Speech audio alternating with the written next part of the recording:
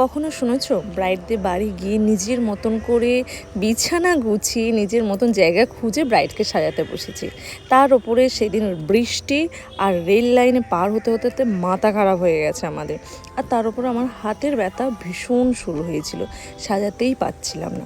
তো আজকের এই রকম একটু ঘটনা তোমাদের সাথে শেয়ার করছি। যারা ভাবো না মেকআপ আর্টিস্টদের কাজ খুব সহজ কাজ, যেখানে কোনো কষ্ট থাকে না, জাস্ট 3-4 ঘন্টা যাবে, গিয়ে সাজিয়ে নেয়, সাজালেই কত টাকা পায় ওরা, কোনো কষ্ট থাকে না, খুব সহজ কাজ।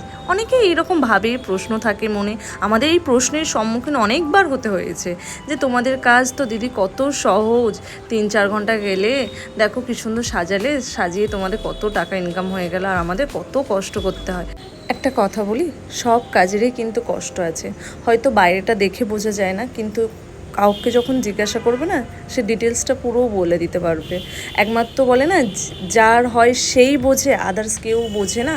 ঠিক তেমনই যে প্রফেশনালে আছে সেই বুঝবে তার কাজে কষ্ট আছে কি নেই। তো আজকের আমার লোকেশন ছিল হচ্ছে হোটোর থেকে অনেকটা দূর। আর বৃষ্টির ওয়েদার মানে বুঝতেই পারছো, আমাদের মেকআপের ট্রলি থাকে। নিজে ভিজবো ভালো, কিন্তু মেকআপের জিনিস যেন না ভিজে যায়, কারণ অনেক কষ্টের টাকা দিয়ে ইনকাম করে আমরা ওই একটু করে জমি তারপর আমাদের মেকআপের পরিমাণটা কিন্তু বাড়ে। সেই জন্য আমরা চাই না যে জিনিসগুলো যেন নষ্ট হয়ে যাক, মেশিনগুলো যেন নষ্ট না হয়ে যায়। সেই জন্য নিজে ভিজে যাবো, তবু কিন্তু মেকআপের প্রোডাক্টটা যেন না ভিজে। এটা আমার না, সবাই, কারণ এর প্রতি একটা ভালোবাসা আছে সবারই।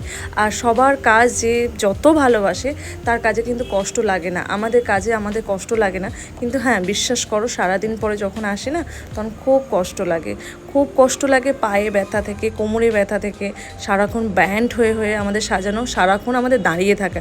তার উপরে যখন আমরা এই লক্ষ্মীর দিকে বলো, নামখানা বলো, বা তুমি ডায়মন্ডে ট্রেনে বলো না কেন, যখন উঠি আমরা কখনোই সিট পাই না, সবসময় আমাদের দাঁড়িয়ে যেতে হয়।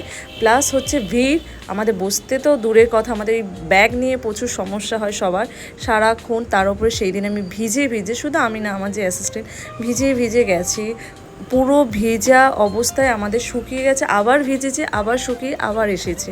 এইরকম আমাদের কিন্তু প্রতিনিয়ত সব কিছু কষ্ট করতে হয়। আর একটা কথাই আছে না, কষ্ট না করলে কেষ্ট পাবে না। সত্যিই তাই, তুমি জীবনে কষ্ট না করলে তো কেষ্ট পাবেই না।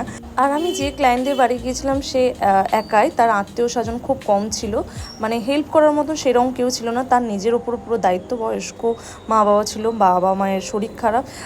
মানে আমরা যে ক্লায়েন্টদের বাড়ি যাই না কেন, নিজের মতন হয়ে যায়। আর যখন ক্লায়েন্টের পরিস্থিতিটা দেখি অন্যরকম, নিজে সামলাচ্ছে, হদিশ পাচ্ছে না, তখন কিন্তু নিজেদের মতন করেই আমরা সব কিছু গুছিয়ে নিই। যে এখানে বিছানা এরকম, তো কী হয়েছে, মানিয়ে নিচ্ছি। এটা অ্যাকচুয়ালি কিছুই নয়। এটা যারা আমার নতুন স্টুডেন্ট আছো তারা অনেকেই বলো যে ম্যাম জানেন, আমাকে গিয়ে এখানে জায়গা দেয়নি, এখানটা আমাদের যেখানে সেখানে বসিয়েছি, কোনো পাখা নেই, কোনো লাইট নেই। ম্যাম বলুন, এইভাবে হয়? আপনাদের তো এরকম সমস্যা হয়নি। এই কথাটাই বলছি যে আমাদেরও কিন্তু এইরকম সমস্যা ফেস করতে হয়েছিল একসময়, এখনও করতে হচ্ছে।